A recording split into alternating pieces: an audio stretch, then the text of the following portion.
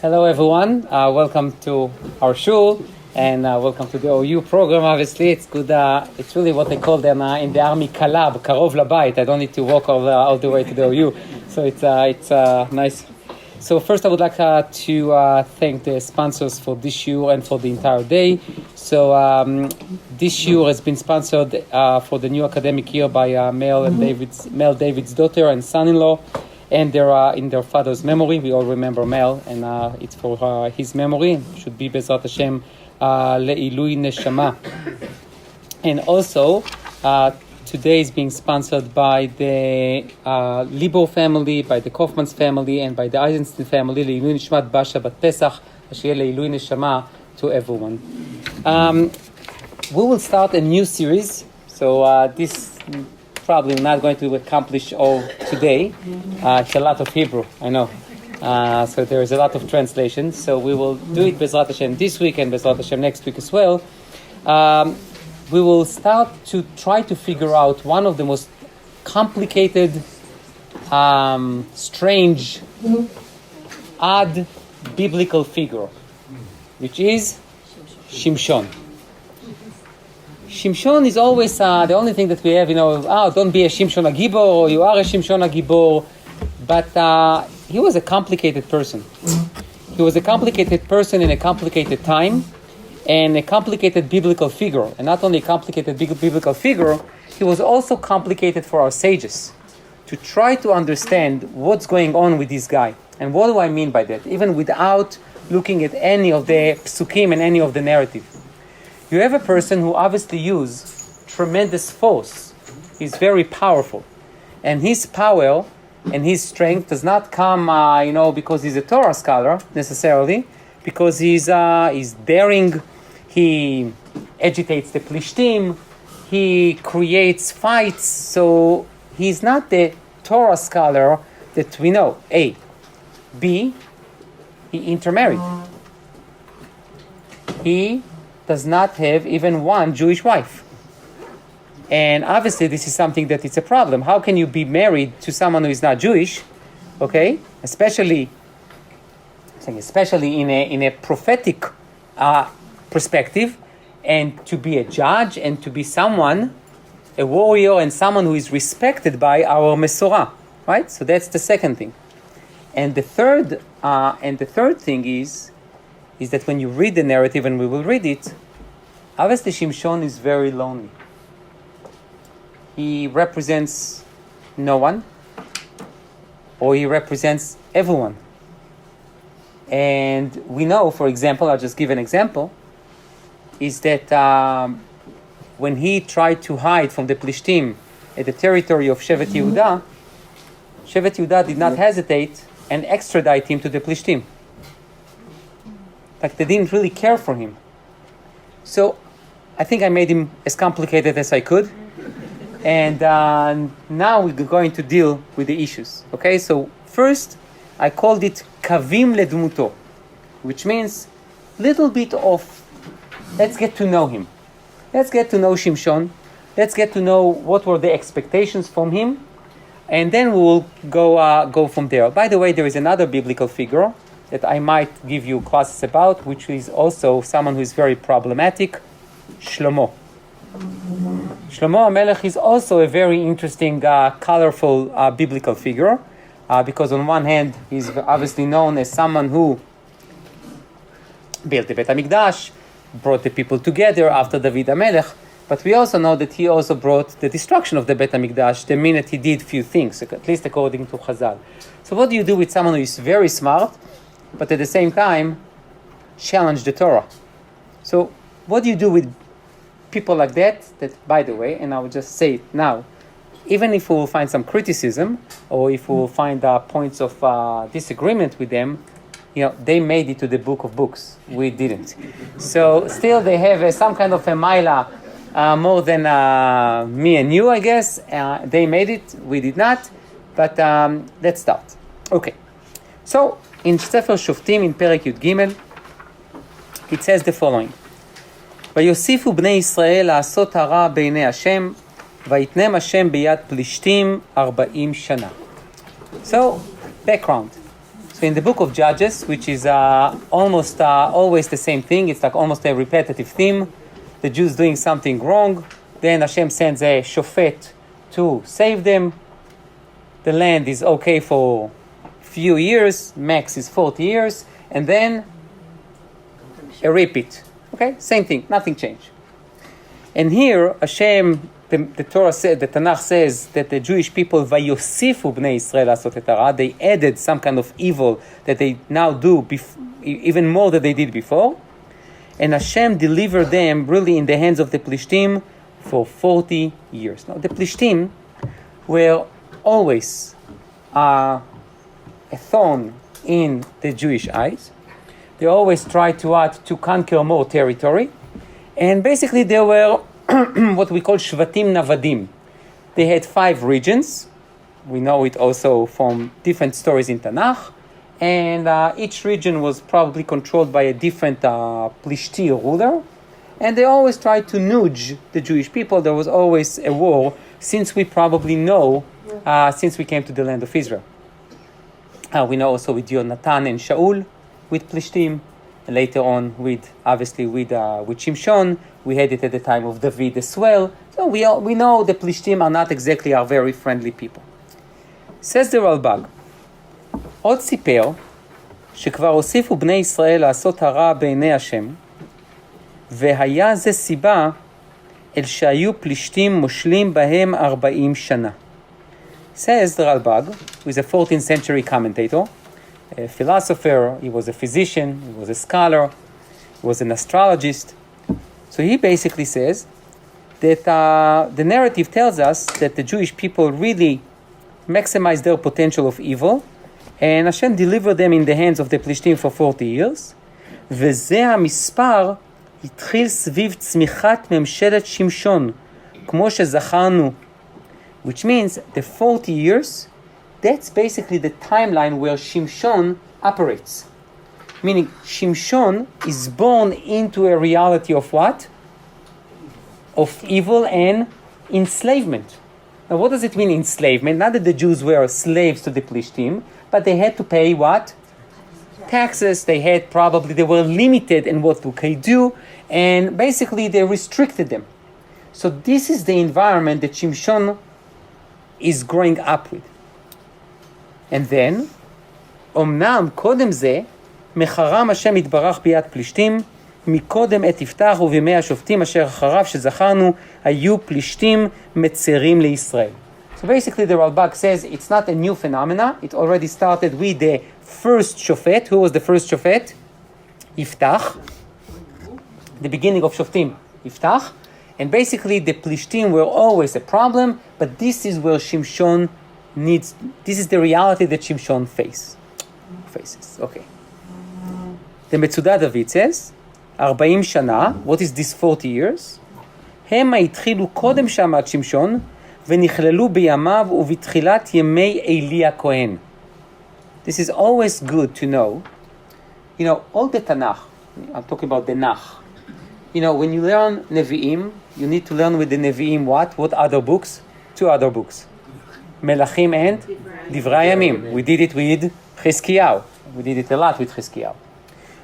That was in a different location. Same program, different location. Okay, so definitely you need to know if it's Shmuel Aleph, Shmuel Bet, or Nevi'im, you learn it with Melachim and Divrei Yamim. When you learn Shoftim, you also need to know that some of it is also the book of Shmuel.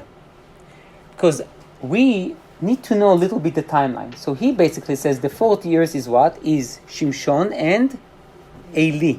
Eli HaKohen was not just the one who groomed Shmuel to be Shmuel, he was also a judge. He was not only a Kohen, he was also a judge. So he is somewhat the last Shofet, the beginning of Shmuel. Okay. So this is the environment. And then, in Shoftim Yud Gimel Bet, it says the following. Vayish echad mitzorah. So there is a man from Tzorah. We don't know exactly where that place is. Mimishpachat Hadani. So he's from Shevet Dan. Now, let's stop here. What do we know about Shevet Dan?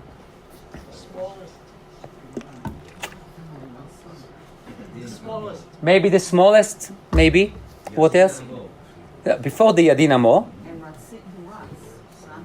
That's Naphtali. He would run. That's Naphtali. Naphtali היה לה שלוחה. Dan, according to the Midrashim, he went last, okay? And what do you know about Shevet Dan? What did they do, like in Jewish history? They had no room. They had to move up north. They had to move up north. That's also true. What else? The what? So, okay, so we all quote the bracha that they received Dan Yadin Amo, right? He will be, like some of them are judges. Can you please tell me 2 judges from Dan?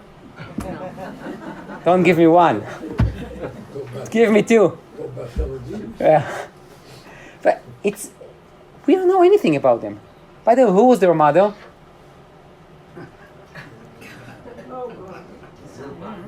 Zilpah, right? So that's not even Bila, right? I mean, Bila is somewhat, with Rachel. This is like Rachel. I don't know if it was Rachel Bilha. I think based on Yaakov, it was Rachel Bilha Leah Zilpah. So you can understand where she is on the food chain, okay? And he is her son. We don't know almost anything about Dan. We do know that they had inclination to worship Avodah Zarah. Okay, so this Dan is really not an incredible, again, I'm just saying that just for the shiur, he is not like an incredible tribe that we know something about them. So we have here, Ish Echad Mitzorah, we don't have his name even, now, yet, at the beginning, Mimishpachat Adani, Ushmo Manoach, V'ishto Akara V'lo Yalada. Okay, now, look at that pasuk. And I don't know, maybe many of you are familiar with the psukim here or not, but even if you are familiar, read it again, because you will see something that is really crying out from the pasuk. What's the name of the guy? Why is his wife has no name? Oh, before the wife. Leave the women for a second. Let's focus on the men. I don't understand. The pasuk could say, Vayi Manoach Mitzorah Mimishpachat Adani V'ishto Akara V'lo Yalada. It seems to be that the NACH is trying to purposely first to hide his name, Ish Echad Mitzorah Mimishpachat Adani, and then we have his name, Ushmo Manoach, and then V'ishto Akara Lo Yalada, and obviously Suzy's question obviously is very relevant. What's her name? Menucha. I'm joking. It's not Menucha. Manoach's wife. Okay. So basically, we have Manoach, and so the word Ish is mostly Leshon Chashivut, a language of importance. For example, Ish Yehudi haya b'Shoshan Abira. Moshe vayigdala Ish. Okay, after that is a vayigdala Ish. We have with Yitzchak. Okay, Ish is Leshon Chashivut. So Vayi Ish Echad Mi Tzorah, from that place. So he's an important man. Mi Mishpachat Hadani, from the tribe of Dan. And then his name is Manoach. By the way, we will see a little bit later on. I don't understand why is he important, but we'll see in a second. And then Ishto Akara V'lo Yalada. Obviously the problem is, if she's Akara, obviously she's Lo Yalada. Where else we have Akara V'lo Yalada? Sarah. Yafeh me'od. With Sarah. And also there is a prophecy, Roni Akara Lo Yalada, right? So the Akara Lo Yalada, mostly, based on what we know from before, it means not only that she doesn't have children, she cannot have children. There is no way in the world that she will have children. Okay? So basically, what do we see? We have first the description of the background for the birth of Shimshon, and then we know something about his parents. So his father is a macher, I guess an important person. His name is Manoach, and his wife cannot have children. Okay. However, Vayera malach Hashem el mi? El Aisha. This nameless woman, she receives what? A visit from a malach, not Manoach. Vayomer elea, הנה את עקרה ולא ילדת. Da. I know. Right? והרית וילדת בן. You are going to have a child. Sounds very much like the what? A little bit of December 25th, right? But it's more than that. It's more than that. It's about what? It's about Sarah, right? Or Hagar. Interesting, because Sarah, the Malach came to tell Abraham that Sarah will have a child. Here, with Hagar, that's when the angel says to Hagar, don't worry, go home, you will get pregnant, you will have a child, name him Ishmael. But here we see that the angel does not talk to Manoach, saying to him what? Hey, your wife will have a child. Ka'et chaya veleishtecha ben. Right? No. He talks to her, which is very rare, and also not telling the husband. He just he told her, you're going to be pregnant and you'll have a child. Okay. Ve'ata, and now, from now, you need to what? Hishamrina ve'al tishti yain ve'shechar ve'al tochli kol tameh. And from now, from this moment, no wine and don't eat anything tameh. Now, the wine part, I might understand, but what does it mean, al tochli davar tameh? What, before that she ate dvarim tmeim? Might be yes, or might be just be more careful, right? Might be more careful. Okay. Now, this is something very interesting. Before we even go to the Rabbi again. Basically, the Malach says to the lady here, you're going to get pregnant, but I would like for this child, since the inception, that he will not taste any wine and he will not be contaminated by things that are impure. So basically this child, the environment for this child will be what? Of a Nazir.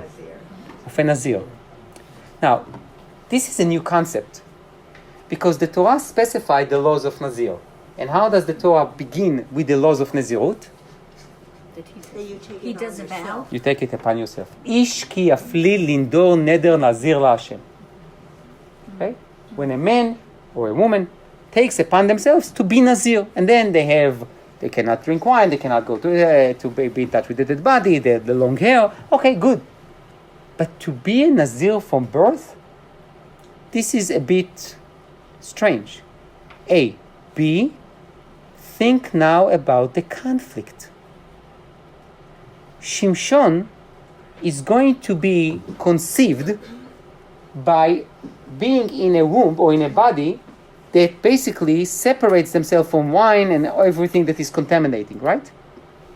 Which means my expectation is that you want to create this holy baby, right? A baby that his mom never drank wine and never ate anything that is tameh. And my expectation will be that he will grow into what? Someone who is separate, holy, pious, and whatever. Shimshon's life were a little different. Okay? Hanging out with the Plishtim, getting married with the Plishtiyot, okay, and the only thing that we know according to the Tanakh that he did was what? He grew his hair. Which, by the way, she was not warned. She could still go to her hairstylist. Okay? Not a problem. There was no prohibition against it. So the entire staging, I'll call it, for Shimshon's birth is little strange. Says the Rabbi,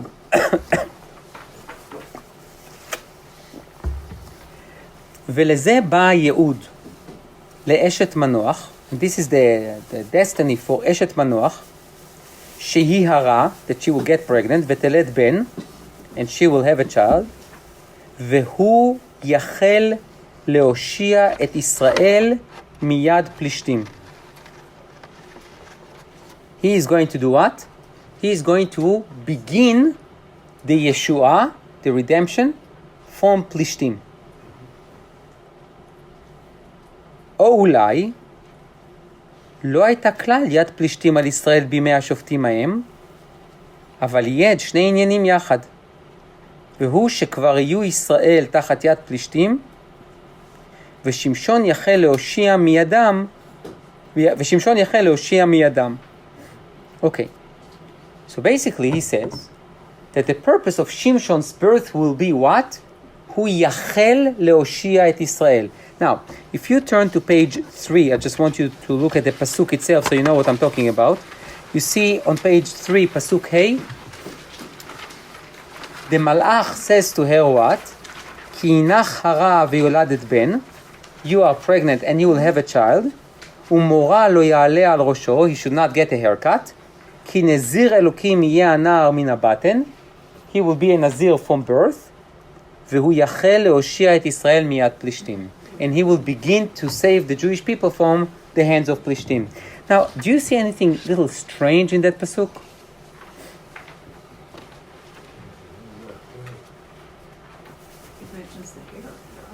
He mentions the hair for him, not for her, right? But and what else? It doesn't talk about wine, you mean? He's what? It doesn't talk about the wine.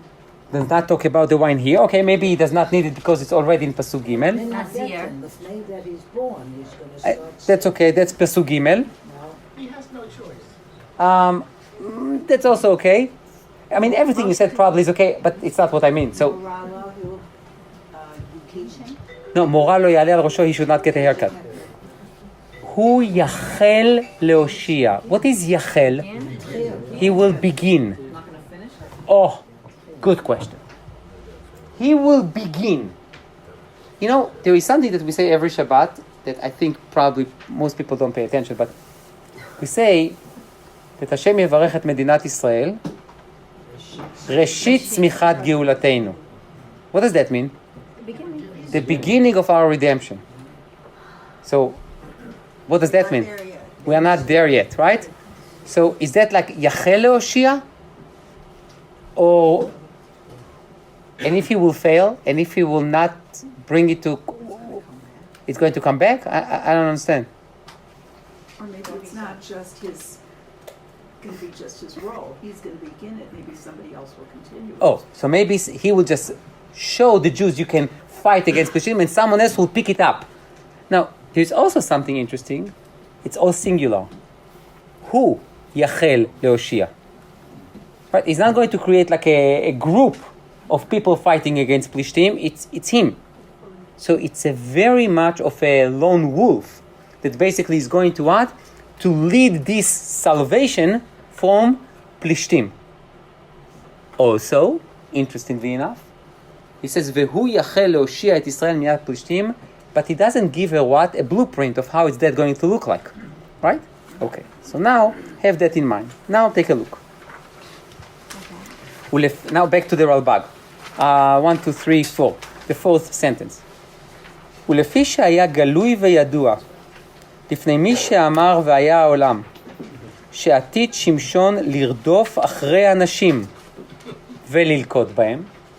So because it was known, obviously Hashem knew that Shimshon is going to have somewhat of an inclination to associate himself with the Plishtim women, התחכם השם יתברך מלידה ומבטן ומהיריון למונעו מזה.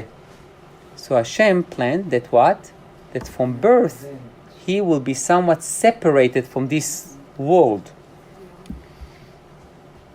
ולזה רצה שיהיה נזיר אלוקים, כי הימנע משתיית יין מועיל מאוד לזה העניין, כי אומרם כל הרואה סוטה בקלקולה יזיר עצמו מן היין, ולזאת הסיבה בעינה מנע עמו בעת היותה הרע ממנו משתיית היין והשחר, והזהיר אותה מאכילת כל טומאה, להוראות על קדושת הנער הילוד. כי זה ממה שישירם להנהיגו בקדושה, ויהיה עוד סיבה לחנכו שיהיה פרוש מאבלי העולם, מהתאוות הגופניות. So he says, this is why Hashem basically told already his mom, don't drink wine, and he should not drink wine. And why? Because, wine, you have a little cup here, and you have a glass of wine here, and then you start associated with people that you shouldn't be associated with, so it's better that you will be totally separate from them. there is what did they say? Men plans and God. Here it's exactly the opposite. God plan and yeah. So God makes all those plans, and at the end of the day, Shimshon is doing whatever he wants. So he proposes God. So this is an interesting thing, meaning Shimshon, meaning God knows that Shimshon already from birth has what I will call very extreme inclinations. So in order to try to balance it, God put tremendous restrictions on him so he will not. Now, this is an interesting thing. Meaning God knows that he is going to bring to this world a figure that basically has a mission, and the mission is to be what? To be a Moshiach. To be someone that can help the Jewish people to be saved. But at the same time, he knows that from birth, this person has inclinations and tendencies that are not quote-unquote appropriate. So this is where Shimshon comes to this reality with almost an impossible situation. The Rabbi continues, ולזאת הסיבה גם כן ציווה שלא יעלה מורא על ראשו, להורות על קדושתו, כי זה כולו ממה שירחיק ממנו יתגאל בעניין המשגל, לפי מה שאפשר, ואם שבזה העניין מבוא לעניין הגבורה, רצה לומר גידול השיער, אלא שראוי שלא יעלה ממנו שהשם חידש בו גבורה נוספת מפני הנזירות, אשר לא יחייבה גידול השיער לפי הטבע. וזה שכבר מצאנו, I'll translate in a minute, שתכף שגולח שר כוחו ממנו, ולא היה זה כן אם הייתה הגבורה מתחייבת מגידול השיער, כי הרושם שיש בגידול השיער בגבורה, ומצד עצרו העודים העשנים בגוף. Okay, so he basically says what? He says God gave him strength that is not only related to what? To his hair. The hair was just the symptom. It was not the root cause. He got his strength because of Nezirut. The minute he violated his Nezirut, that's where the power left him. Okay. So what do we have here? So, the issue that we have, and the Ralbag is just hinting to it for now, is that you basically have a biblical figure that has tremendous expectations, and God tried to what? To prepare him for his task, but at the same time, Shimshon is going against that task, and not only that, we will see later on, he is using his tendencies to hang out with the Plishtim, and especially the Plishtiyot, in order to do what? To do his mission. Think about it. Who joined Shimshon's army? No one. No one. No one joined him. It was a tricky question, so I'm sorry. But no one joined him. So he fought by himself. The only way he fought by himself was what? By creating all those points of tension with the Plishtim. So they went after him and he punished them. No, he killed more Plishtim when he died rather than in his lifetime. Okay? So the idea is that when you talk about Lehoshia et Israel miyat Plishtim, so we lived under this idea of like V'otzeti v'itzalti v'ga'alti v'lakachti, the four languages of redemption. We are talking here about what? Maybe a little revolt, like some kind of a little rebellious, a Jewish rebellious against the Plishtim. Okay. The Radak is not as nice as the Ralbag. Okay, the Radak is asking very strong questions, and he says the following. ויש לתמוע.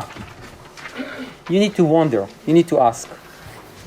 אך מי שציווה עליו הבורא יתברך להיות קדושתו מן הבטן, איך נטמע בבנות פלישתים? I told you, the Radak basically is asking the question in a very direct way. God created this guy, pious, tzaddik, everything, and the first thing that the guy does is what? Contaminate himself with bnot plishtim. No, באמת.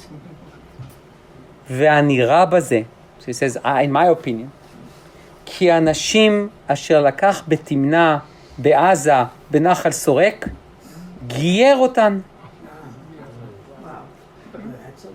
והשיבן לדת ישראל. Says the Radak, he took women in Timna, in Aza, in Nachal Sorek, okay? He converted them. Now, how does he know? How does he know? Such a tzaddik wouldn't do otherwise. כי חלילה משופט ישראל ומושיעם להתחתן בפלישתים ועובר עליו דלא תתחתן בם אשר חמור מאוד ומביא את אדם לידי כפירה בבורא יתברך ויתעלה. Says you cannot not say that he didn't convert them. Obviously he did. Why? Because if not, he couldn't be a judge. Backward reasoning. יפה. He could have just married Jewish girls. I mean, it doesn't make sense to me. I don't know. This is the shidduch crisis. Okay. What do we have here? Look, who wanted to get married with a guy? He doesn't drink wine, have long hair, little weird, come from this family. I'm joking. The thing is what? Is that I have no proof of that either. The thing is that the Radak, and that's what I want to show you.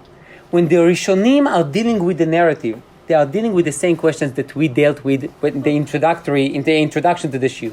You have a judge, we have a biblical figure who is complicated. What do you do with these actions?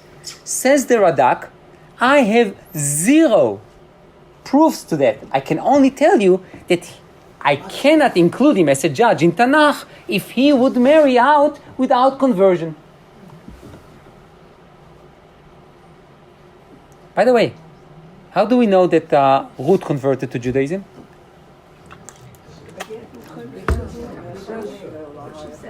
Oh, she said this statement, right? And where was the Beit Din when she said it?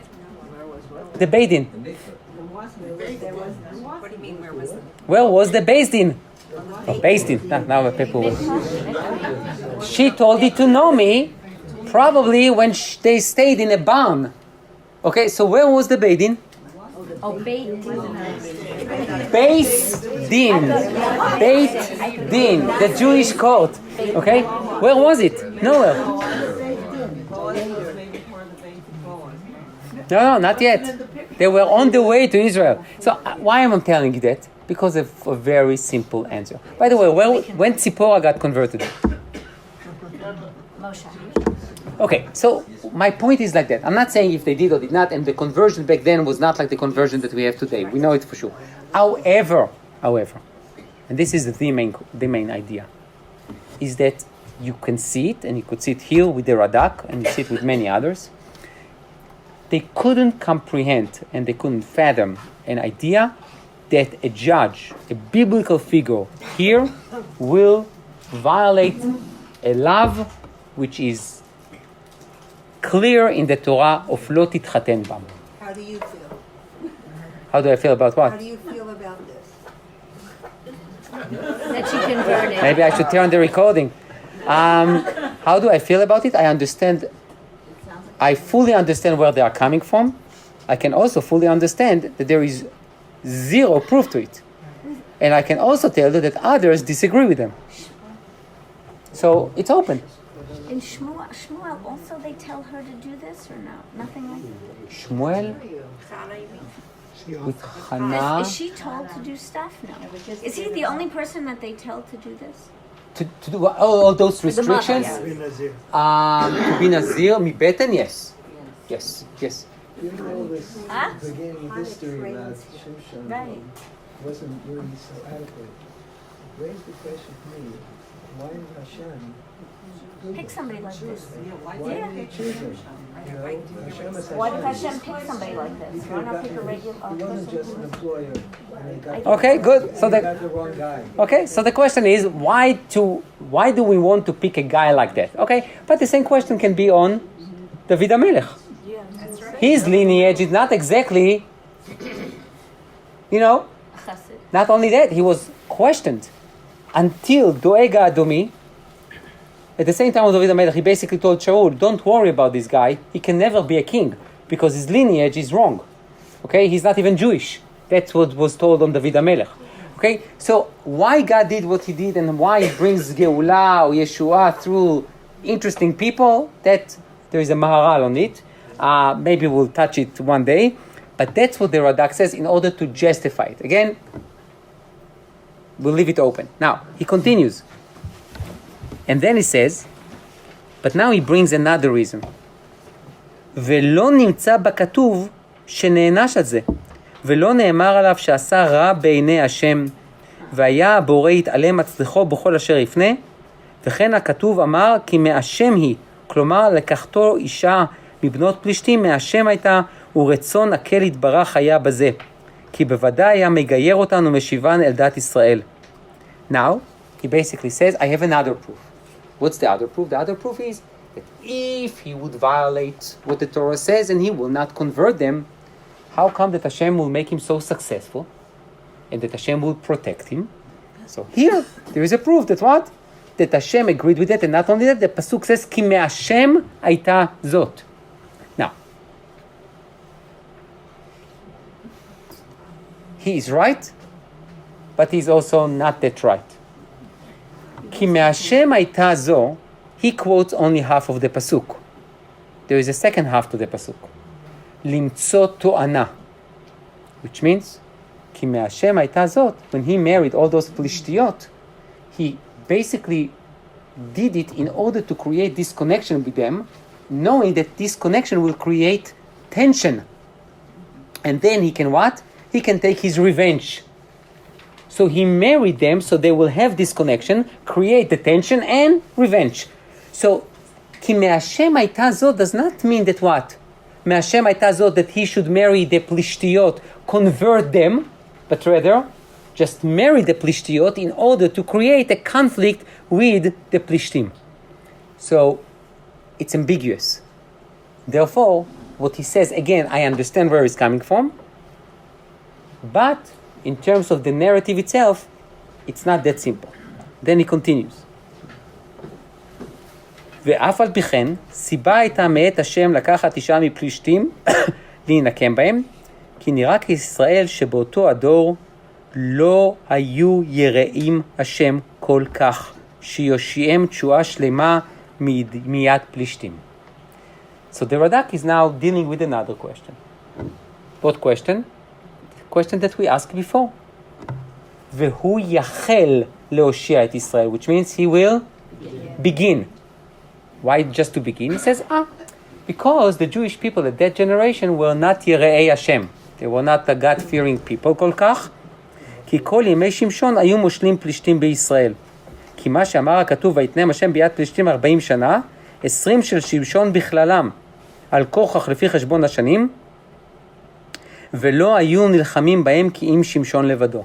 So he says, for the 40 years that the Plishtim had control over the Jewish people, 20 of them were in the time of Shimshon, and even in the time of Shimshon, the Jews were not totally, fully released from the hands of the Plishtim. ולפיכך, לא היה לפלישתים טענה להילחם בישראל, מפני שמשון, כי לא היה ברשותם, והוא לבדו היה עושה הרעות בפלישתים. ואם פלישתים היה שוכן בעוד שהיה מראה עליהם ומהירתם אותו, גם כן היו נמנעים מלהילחם בישראל. So the Radak says also, because Hashem's plan was what?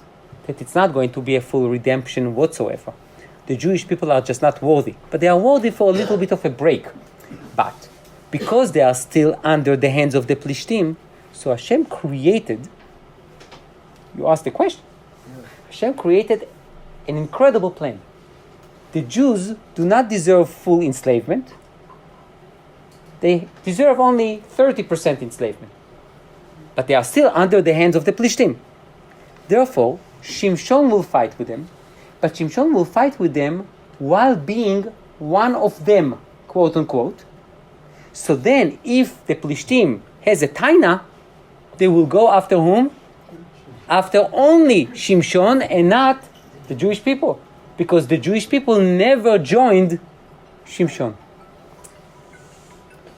this is what he's saying is that this is what Hashem's idea was, and where does he base it on?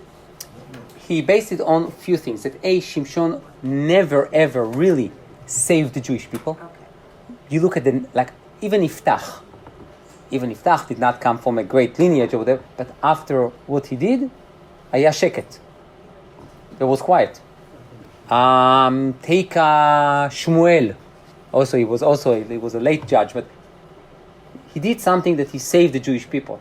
Here, it's like the Plishtim But he started. But he started. So what does it mean? Yeah. So I see it as, I'm still back thinking that how unfair it was that they decided he would be a Nazir from prior to his conception. And how does that give a person free choice? So that's a whole other discussion, but then this fits into my thinking of, okay, this is what we're giving, but the strategy is all yours. Where you have the free choice of determining how you will start the saving of the people. And so I don't see it as Hashem. Well, of course everything's from Hashem, but you know what I'm saying? I'm seeing it as the allowance to allow Shimshon to decide his own track. Okay, so I would say I would say that you are right, but there is one deviation that I need to do, is that כי מהשם הייתה זאת, Hashem in a way pushed him to marry those Plishtiyot, so he will have points of contention with them. Because basically what Hashem wanted is to separate Shimshon as the only fighter against Plishtim, to cause them damage, but the Plishtim will not go after the Jewish people. This is like a weird situation. That's why it creates Shimshon as a very strange judge. By the way, when you say judge, you also think like a judge. Here we're talking about what? It's a guerrilla of one. That's what it is. It's one warrior who should agitate the Plishtim, cause them some damage, but they will not do anything against the Jewish people. Yes? It sounds like, there's a concept that the leaders of our leaders represent also what we are at the time. So it sounds like the people that the was in a very low. That's very good. That's the Radak justification of why Shimshon was picked to have such a troubling figure, because that's basically shows somewhat the situation of the Jewish people at that time. So then he says, לפיכך כשביקשו פלישתים מבני יהודה כשהלך לסלע איתם, מסרו להם, וכן עדת דבורים בגביית האריה ודבש, וכן היות אשת שמשון למרעהו, הכל סיבה להינקם מפלישתים יתברך הקל, אשר לא נתקנו עלילות וסיבות, ומאיתו הכל. Everything is from Hashem. Zelda, you are correct. But even this problematic issue, which means I am going to ask you, Shimshon, to do the impossible. I want you to be Nazir Mibeten, and I want you to be involved with Bnot Plishtim. I want you to represent the Jewish people, but you're going to be alone. I want you to start saving the Jewish people, but you're really just going to do some little damage to the Plishtim. So who are you, Shimshon? Wait. What is the word shoftim mean in the Tanakh? Judge, leader. Judge mean people came to him. A leaf, for example, function as more. No, I'm not saying only. Part of being a judge can be a judge, a leader, semi-king. With Iftach, they almost wanted to appoint him as a king. He didn't want it. Did people come to Shimshon that had a problem with their neighbor? I don't think so. I don't think he lived in the Jewish neighborhood. He was out of the Eruv. He was. He lived with Plishtim. So, and then he says what? Aval onesh nekirat einav. But at the end, they took one of his eyes. לפי שאמר ותישר בעיני שמשון ואמר אותה כך לי כי ישרה בעיניי. He says, so why with דלילה he was punished? He says, ידמה כי חשק בה ליופייה וכן באחרות אשר חשק ולקח לתאוותו אליהן והנה הפסיק כוונתו הראשונה הטובה שהייתה רצון הקל, כמו שכתוב, כי מהשם הייתה, כי תואנה הוא מבקש מפלישתים. נראה לי בתחילה הייתה כוונתו לטובה לבקש תואנה מפלישתים, ואחר כך גברה עליו התאווה בראותו אותה וישרה בעיניו, והפסיד כוונתו האלוקית בכוונתו הגופנית הבהמית, אשר התערבה בה, ולפיכך נענש. So he says like that. He says, at the beginning, even Shimshon knew. And this is, don't forget, the Radak says that he converted all the women that he was married to before. By the way, he was married many times. The thing is what? So he married, let's say 3 women at the beginning, okay? And he knew that he's doing it in order to find points of contention with the Plishtim, okay? So he did it as God's will. And that's also why he converted them. However, with Delilah, he says to his father, to his parents, he says, Ki ashra hi be'enai. She fits in my eyes. She looks great. Says the Radak, here, Shimshon made a decision to keep her, probably even did not convert her, or maybe he did, but he just really did it not because of Ratzon Hashem, but rather he put his own Ratzon, and when you start put your own agenda, that's the end of it. Okay, so now, before we see Abarbanel, we do see that even according to Radak, if I would ask, what are the issues that we have with Shimshon? The issues that we have with Shimshon is basically the idea of you creating a judge with extreme circumstances, like the extreme restrictions that no one else was expected to do, and at the same time you put him mamesh where? In mekom tum'ah, in a place of impurity. So what's the point here? Okay, we will hold this question. We don't have an answer now. But even according to Radak, like, what do you expect the guy to do? Okay, he does not hang out with Jews at all. You will see. And he's a lone wolf. He's married to Plishtim. He's always with Plishtim. Like, what do you expect him exactly to do? So, even though the Radak is trying to quote-unquote justify what he did to an extent, it still creates the same issues with this biblical figure, Shimshon. Okay. The Abarbanel, Rabbi Yitzchak Don Abarbanel, says the following: דעתי במלאך הנזכר הנה, שהיה מלאך אלוהי שכל נבדל, ונראה לאשת מנוח בצורת אדם, עד שחשבה היא ומנוח אישה, שהיה איש נביא להשם, והוא כדמות המלאך שנראה לגדעון. Okay. So, he says that in his opinion, this angel that revealed himself to Manoach's wife, he was a malach eloki sechel nivdal, which means like a separate, how would I say sechel nivdal? It's not it's a cognitive spiritual experience of a spiritual entity. Now, I'm not trying to make it complicated, but I am trying to convey a message. Manoach's wife was able to see him. Manoach never saw it. We'll talk about Manoach. The Malach come to you and not to me. Yeah. Yeah, he was an important person, right?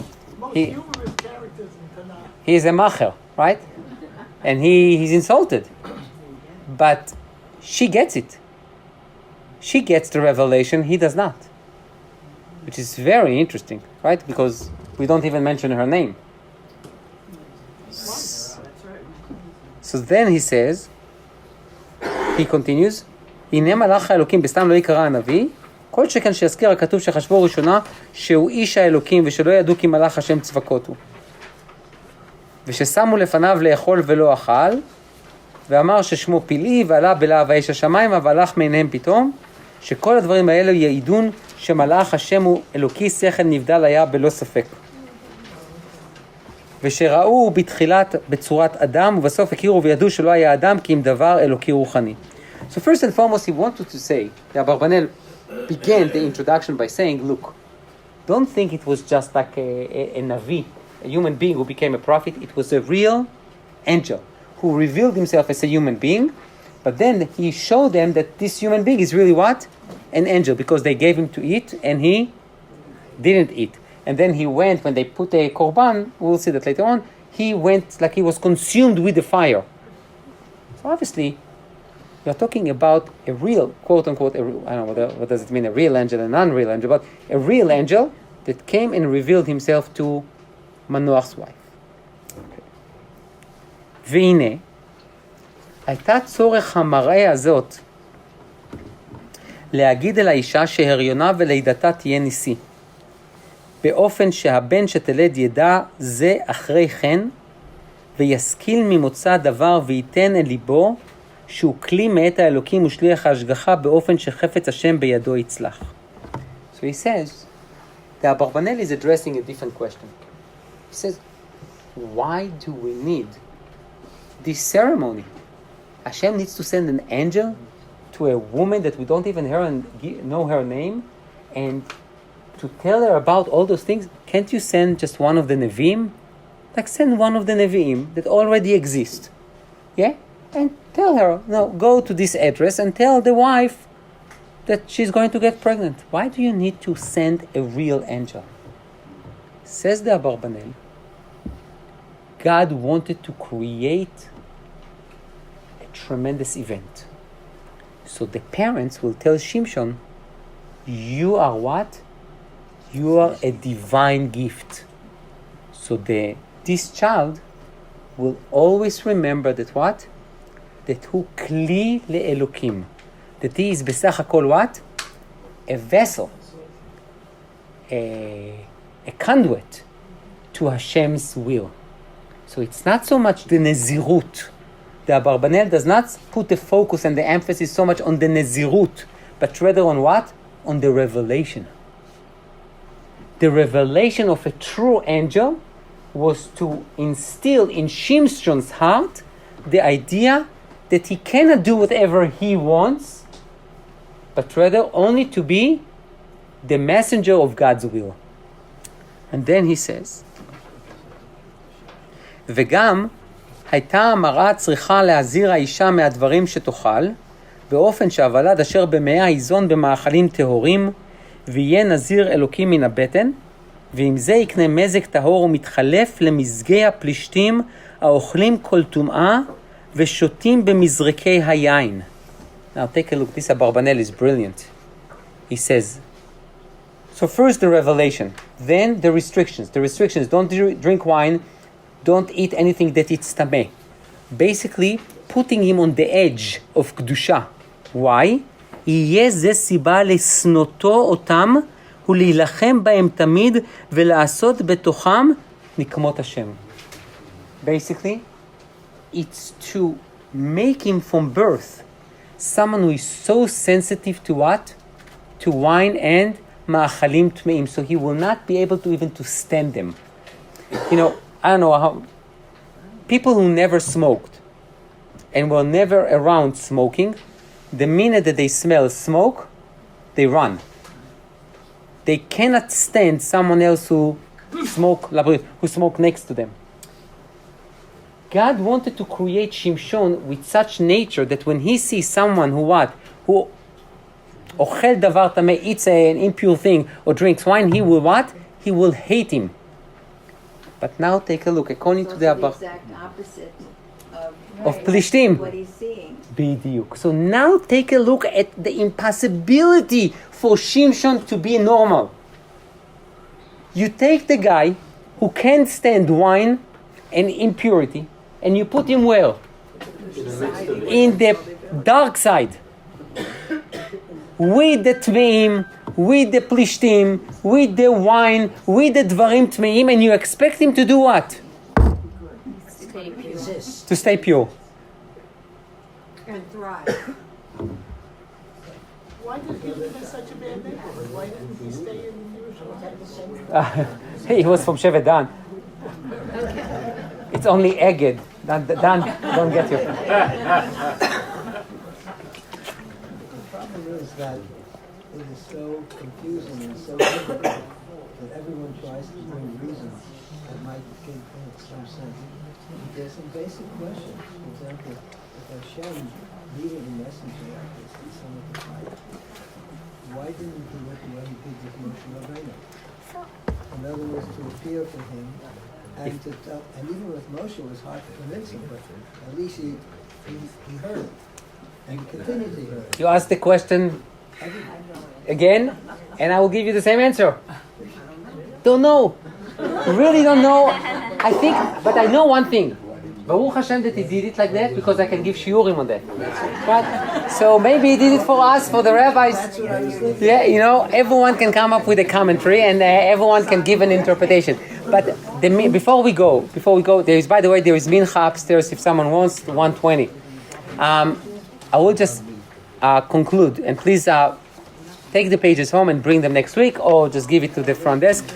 I will just say one thing that I think is important. We will continue with the Abarbanel Bezrat Hashem next week, but I want you to think a little bit about this Shimshon, and to think about the complexity and the almost impossibility that he was put in, and to try to understand also when do we start getting disappointed from him, and when do we think that he's still on the derech, and we can accept him. So that's Bezrat Hashem next week.